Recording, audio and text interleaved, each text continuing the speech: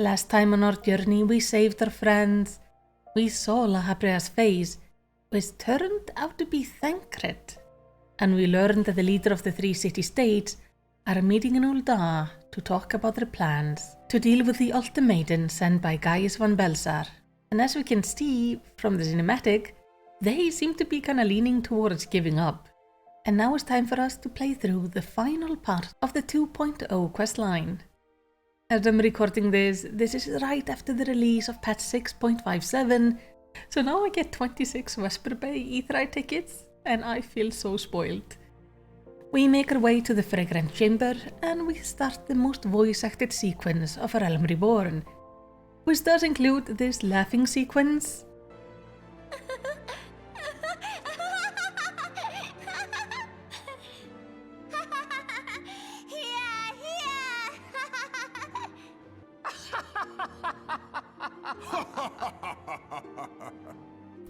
But anyway, as we go there, we talk to the leaders, and they are pretty much talking about surrendering because the Scions are thought to be dead. But when they realize we are not dead at all, and with our basically 12-year-old looking leader in Alphino giving a mildly stirring speech, they realize they're being dumb and choose to fight, instead of just giving up to the Garleans. Which is the only right answer, as they should know it. After all, Rauban is literally from Alamigo. He lost his homeland to the Garleans. He knows what happens under Garlean rule. But thankfully, now the leaders are inspired, so they burn the letters from Gaius and turn to prepare for war. We in turn return to the Waking Sand with the other Scions. The place is in the process of being cleaned up, with some new and some old faces there. One of which will actually be a recurring person we will meet throughout the expansions, which is Arenwald. He lost 2 of his friends in the attack, and while he does not know it yet, he will take part in changing the world. The Scions gather to chat, and it's notable that Alphino asks Manfilia if she used her echo to influence the leaders. And interestingly, she claims she did not use it, just that she assisted them. Which kinda sounds like she did use it. My echo does not have any mind-controlling powers, but her seems to maybe at least have the way to influence people. I am unsure. But as things have calmed down, we are now given important lore on the Ascians. First of all, Thancred is not an Ascian, even if we saw him as La Habrea. As the Ascians are actually not physical beings. Instead, they possess human bodies to use instead of owning one of their own. According to Manfilia, they use crystals of darkness to possess people, and that means that a crystal is somewhere on Thancred. And in fact, if we go back, we can actually see when Thancred got that crystal. He in fact seems to obtain it somewhere around the time we join our grand company. Meaning, if we don't start in Ul'dah, we barely get to know the real Thancred, as we have been dealing with La Habrea this entire time. Now it's believed that Thancred fell to the Ascians because the poor man was just utterly exhausted. Since Louis's death, he has been trying to fill his role and has been taking on far more missions and duties than he's been able to handle.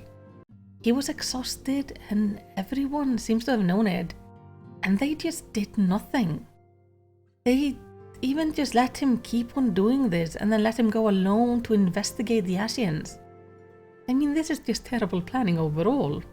But it can't be fixed now. Thancred is possessed and we will have to save him. We are also told during this dialogue that people have started noticing our feats, and word is spreading around comparing us to the Warrior of Light. These were the player characters in 1.0 who fought in the Battle of Cardano, and were saved by Louis in the first moment of the battle.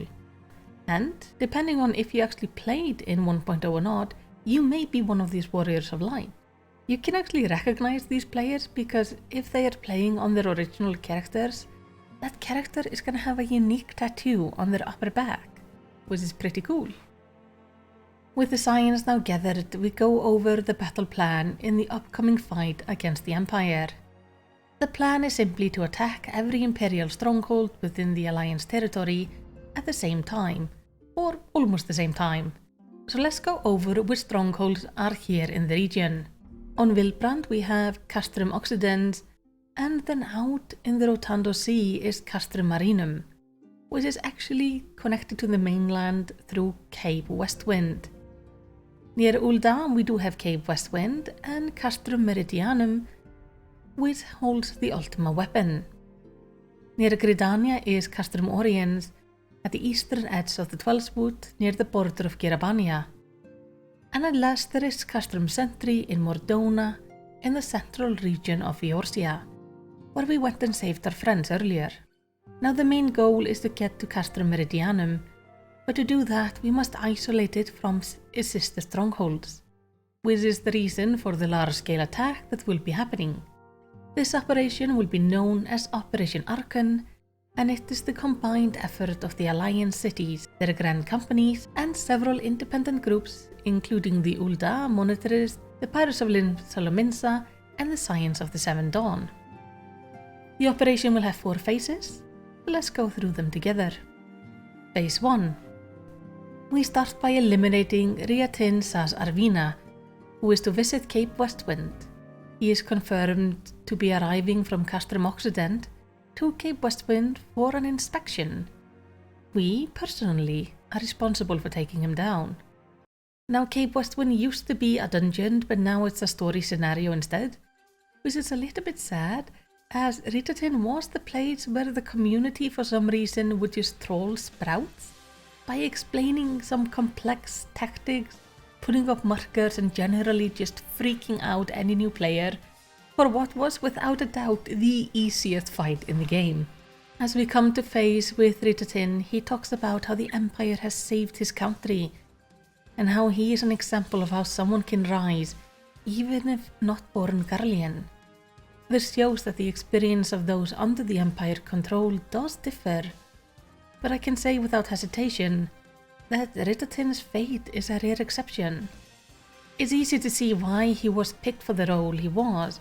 He's intelligent and a good tactician. He quickly deduces that us being here means there will soon be an attack on the castrum on Vilbrand.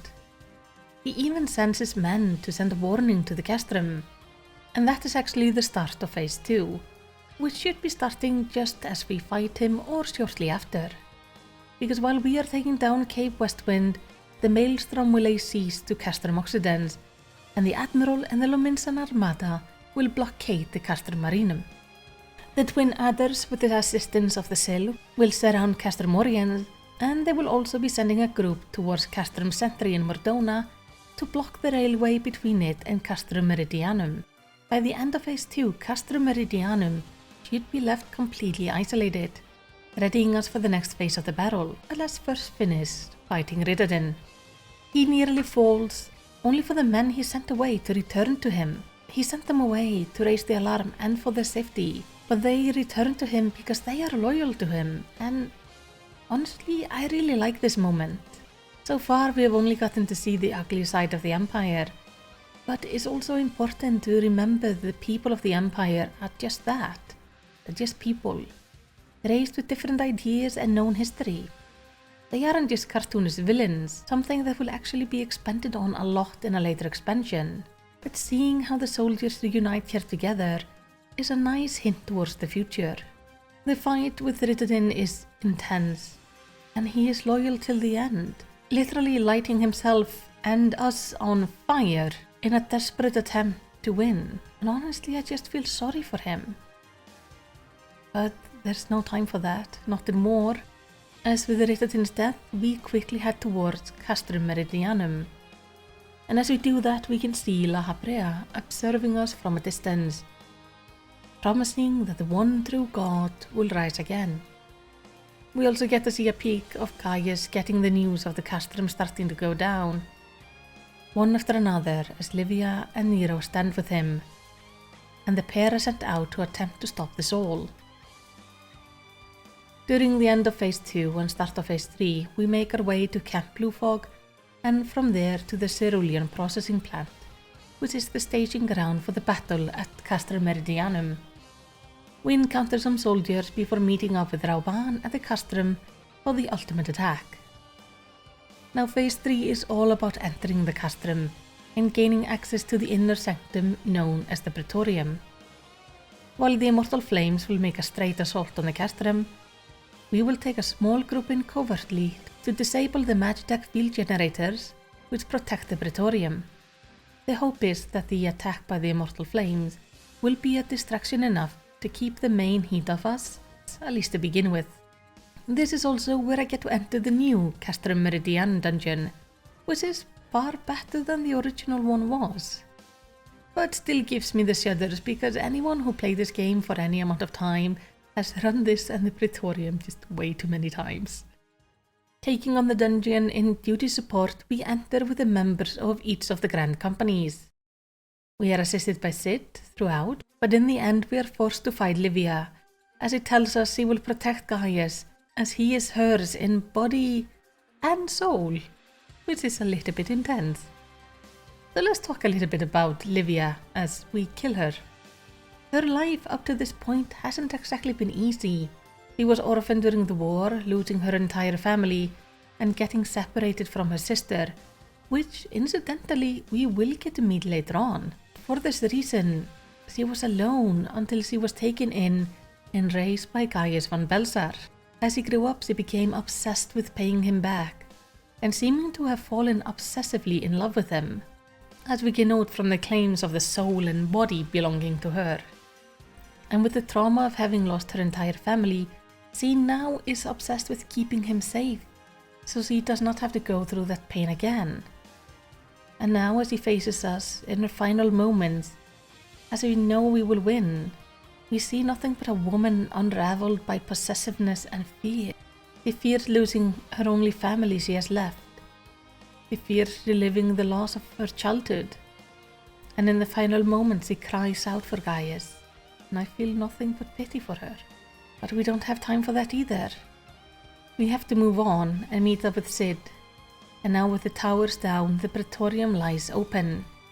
We can fly in using the Enterprise, so we head to the cerulean processing plant to finish our preparation and board the Enterprise, while the Immortal Flames fully enter the castrum to work on taking it over. As we arrive to the Enterprise, I want all of us to appreciate how excited Wedge is, as we're heading probably toward death, and he's just being an adorable little guy. We then enter the Praetorium. In the duty support, we bring the same group as before, and just a little fun fact, these are the same guys who have been joining us throughout A Realm Reborn in our dungeons. Just like us, they have grown across this journey, and I quite enjoyed that. But now for probably my least favorite dungeon, the Praetorium. We are dropped off by the Enterprise and joined by Sid. As we meet up with Gaius, he decides this is the moment to tell Sid about how his father had actually wanted to quit, but he couldn't. He couldn't stop the Meteor project even if he wanted to. He was enthralled by it. We can pretty much assume he was probably by that point tempered by Bahamut, who was hidden within the moon. But apparently, even in this madness, he told Gaius that he knew his son would prefer to engineer for good, for peace. And Gaius asked Sid to join him so he can become the Empire's head engineer. But Sid, being not an absolute idiot, says no, and Gaius therefore decides he must die. He leaves us to fight a massive robot and makes a run for it. After fighting the beast, we give chase to come across no other than Maggie, our Magitech armor from the Castrum Sentry. We strap in and use her to quite literally blow our way out to our destination. But to do so, we have to use up the rest of her power. So she gives us her all, and then it seems that she is basically dead. This is quite sad. But she has opened up a way for us into the laboratorium, where we meet Nero Tolskeva, where he has a little chat with Sid. Apparently he and Sid were studying engineering around the same time, and he always envied Sid because he saw himself as a better mechanic. Because Nero believes himself to be a better mechanic, but Sid always outshone him because Sid was the son of Midas. So Sid was always the darling of the Empire, the next great engineer, And for that reason, no matter how hard Nero worked, he was always inferior. Apparently, even when Sid left the Empire, Nero was still stuck in his shadow, never able to gain the recognition he deserved for his brilliance. This has led to such bitterness that now he just plans to kill us by using a hammer that dramatically falls down from the ceiling. And I want to know if he just strung up the hammer there just in case for an epic showdown one day, or if he has somebody up there that dropped the hammer down to him. Either way, I can't take the scene seriously because it just feels so silly. We end up fighting Nero, but in the end he manages to escape, as the area is rocked by a sudden power surge. The Ultima weapon is activated somewhere below, and time is running out. We do find an elevator that takes us downward into the heart of the Praetorium, but the interference down here is so much that our link pearl does not work, so we are cut off from our allies. And in the lift we meet Gaius again, who proceeds to lecture us about Eorzea and how it's terrible while Garlemald is wonderful, and how strange that we aren't summoning the 12 gods we have, as they are of course nothing more than primals. We pretty much ignore his taunting as we watch him go all electric and then become gold-plated. Now, the only thing I can find that might explain why he becomes gold-plated comes from the description of the gilded Magitech armor mount. So there it says that the Garleans discovered alloyed gilding dampens the effect of elemental charges, so in other words magic, and therefore has become standard issue. So my understanding is he turns gold-plated in preparation for a big fight against magical beings, which of course would be us. We fight Gaius here, though we do not kill him, as he makes his escape just as we reach the bottom and step face to face with the Ultima weapon, and Gaius standing on his shoulder. Gaius promises to show us the true power of the Ultima weapon, and the fight begins. The weapon is empowered by Garuda, Titan and Ifrit, utilizing their abilities throughout the fight, to the point that Hydaelyn is forced to intervene several times to save us. And every time she does, the Ultima weapon loses the power of one of the primals. This fight is great mechanical storytelling, as we face the mechanics from the previous primal fights, making this a really fitting fight for the end of the expansion. We do manage to beat the Ultima weapon, and Gaius laments over his loss, only for La Habrea to show up to assist him. La Habrea explains that we are protected by Hydaelyn, but the Ultima weapon has power even Gaius doesn't know about yet, one known as the Heart of Sabik, which resides in the weapon's core.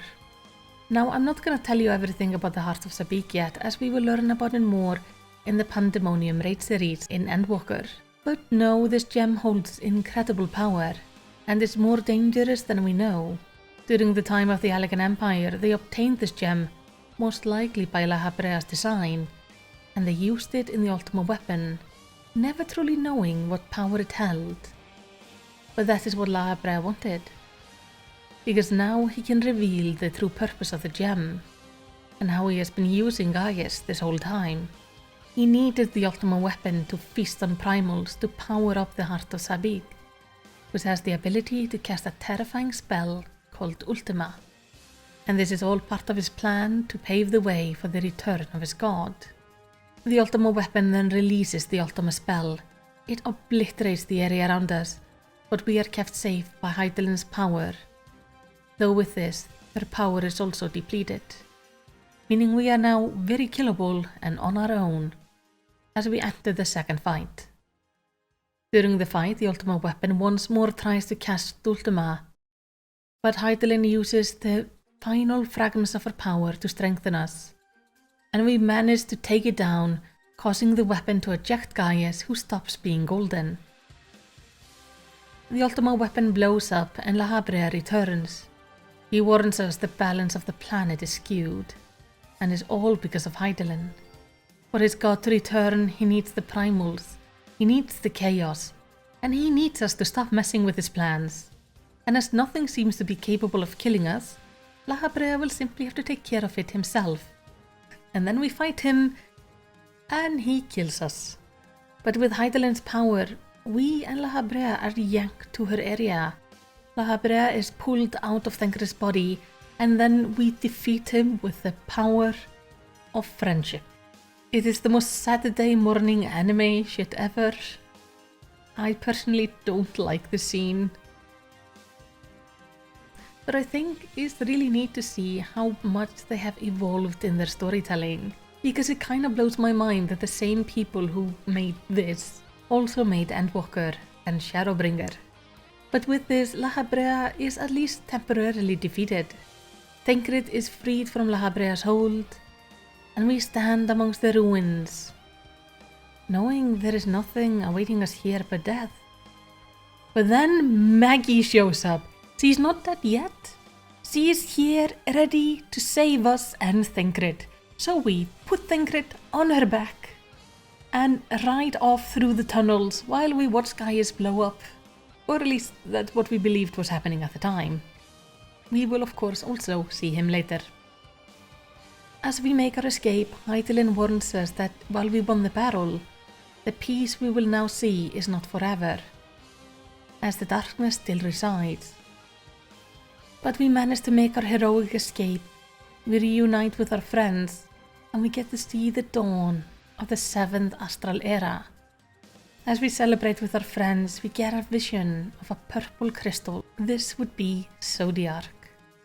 And as we come out of it, suddenly there is a loud, terrifying roar, and a soldier comes running over, telling us that a primal has awakened. And by the sound of it, it's not just any primal. It's Bahamut. But that's something we will have to deal with later on. The final cinematic of 2.0 is La Habrea standing in a dark room with other Asians, including Ikiyorm, Pastparoth and Nabriales, and the group is talking about how Bahamut has awoken. The multiple Asians in this area pledge their loyalty to their one true god, Zodiark. And with that, we finished the first chapter of the Hydaelyn and Zodiark story, a story that will take us through the end of Endwalker. And what a journey it will be. But now at the end of this video, tell me, what do you think about this ending for 2.0? I for one quite like it, even though I find quite a few moments to be just a little bit awkward. It is still a really good storytelling for the time when it came out, and it even still holds up today, even though I find some of the moments to be a little bit silly. But what do you think? Let's talk about it in the comments, and while you're down there, throw me a commendation by liking and subscribing. But in the end, all I want to say is takk fyrir að horfa og eigðu yndislegan dag.